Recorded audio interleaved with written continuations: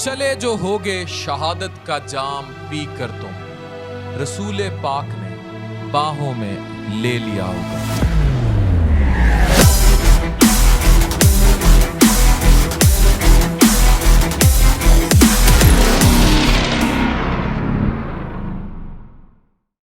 ये है हमारे पाक फौज के जवान। ये मेजर अदनान शहीद की स्टोरी नहीं है। ये वो कहानी है जो नस्लों को याद रखनी है।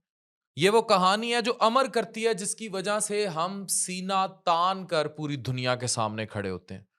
ये वो कहानी है जिसकी वजह से भारत कांपता है। अगर इस कहानी की जुर्रत समझ नहीं आती तो कतर दुनिया के महंगे तरीन त्यारे खरीदने के बावजूद भी कतर की इज्जत नहीं है। आपकी दुनिया में इज्जत है। गरीब हो पर गैरतमंद हो। मेजर अदनान शहीद कौम का फख्र है।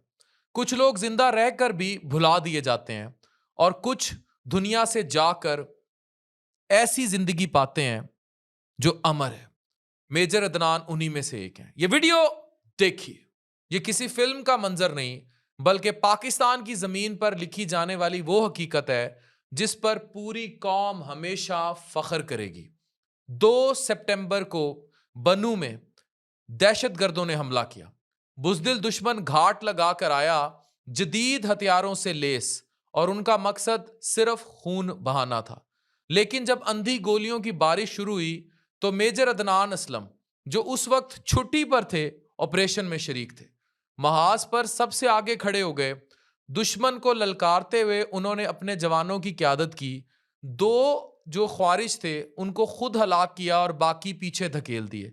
लेकिन फिर एक दहशतगर्द ने मौका पाकर जख्मी साथी को निशाना बनाया। यहां से वो मोहब्बत, कुर्बानी और इसार की लाजवाल दास्तान शुरू होती है जो हमारी फौज और हमारी कौम का खासा है। यहां पर मेजर अदनान ने वो कर दिखाया जो सिर्फ अजीम लोग ही कर सकते हैं। जख्मी हालत में जमीन पर गिरे अदनान और उनके दोस्त मेजर साद एक दूसरे पर यूं लपेट गए और गोलियां खाते रहे। दोनों चाहते थे गोलियां खुद खाएं, दूसरा बच जाए। दुश्मन करीब आया और बहुत शदीद फायरिंग की। आखिरकार मेजर अदनान ने ज्यादातर गोलियां अपने जिस्म पर सह ली।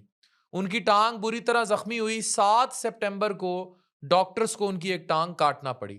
उस वक्त भी उनके लबों पर यही सवाल था, मेजर साद कैसा है, वो ठीक है?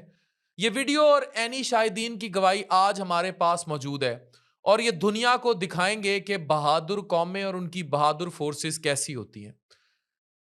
कई दिन तक जिंदगी की जंग लड़ने के बाद बिल आखिर 9 सितंबर को वो रब के हजूर सुरखरू हो गए।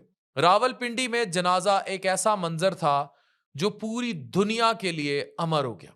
सीएमएच से लेकर जनाजा गाह तक हर आंख अश्कबार थी। वजीर आजम, वजीर दिफा, वजीर इतलात और army chief field marshal Syed Asim Munir समेत कई आला अफसरान शरीक थे और कौम का मुतालबा था निशाने हैदर। ये वो बहादुरी की मिसाल है जो हमारी कौम का खासा है। चले जो होगे शहादत का जाम पी कर तुम, रसूल पाक ने बाहों में ले लिया होगा। अली तुम्हारी शुजाअत पर झूमते होंगे। हुसैन पाक ने इरशाद ये किया होगा, तुम्हें खुदा की रजाएं सलाम कहती हैं। उसी दिन उनके आबाई गांव में उनको फौजी एजाज के साथ सुपुर्द खाक कर दिया गया। मेजर अदनान की कुर्बानी इस बात का ऐलान है कि हमारी फोर्सेस और हमारी कौम का अज़्म दुनिया की कोई गोली नहीं चीर सकती।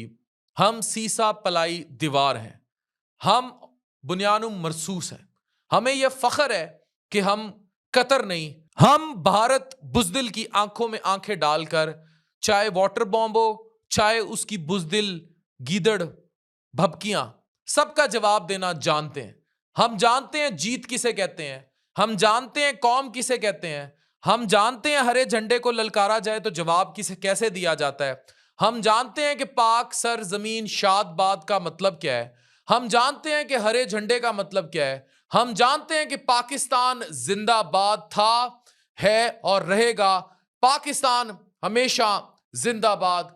हमारी कौम और हमारी फोर्सेस को जितना खराज तहसीन पेश किया जाए कम है। पाकिस्तान जिंदाबाद।